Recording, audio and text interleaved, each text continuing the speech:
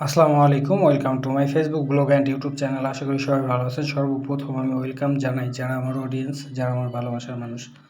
তো অতি দুঃখের সঙ্গে আপনাদেরকে যে বাচ্চাটা দেখাচ্ছি, এই বাচ্চাটা ছোটোবেলা থেকে ওর মা ওকে খাওয়াতো না।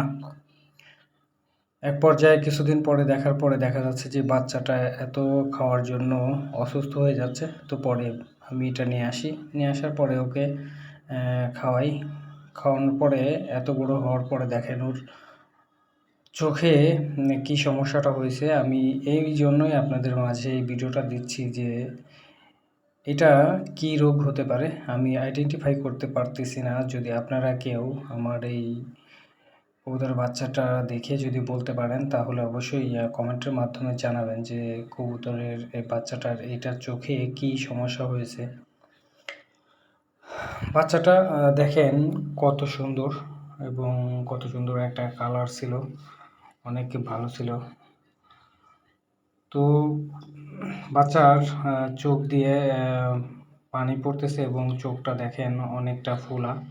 ও ঠিকমতো তাকাইতে পারতেছে না। আর মাথা দিয়ে ওর গায়ের সাথে চোখটা মুছতেছে। এটা কী রোগের কারণ আমি আসলেও আইডেন্টিফাই করতে পারতেছি না। কারণ অতি সুন্দর করে কবুতরটাকে পালন করার চেষ্টা করতেছি, কিন্তু এরকম সমস্যার কারণে দেখা যাচ্ছে যে কবুতরগুলাকে বাচ্চাগুলা ঠিকমতো পালন করতে পারি না। অনেক সমস্যা হয়ে থাকে, ব্রণের সমস্যা হয়ে থাকে। এই যে এরকম দেখেন চোখের কিনারে এরকম যদি একটা বাচ্চা অসুস্থ হয়ে থাকে তাহলে নিজের কাছে অনেক খারাপ লাগে। দেখেন কীভাবে মাথা দিয়ে ওর চুলের সাথে চোখটা মুছতেছে। আসলে এগুলো দেখে ভালো লাগে না। আপনারা যদি এটা সম্পর্কে জেনে থাকেন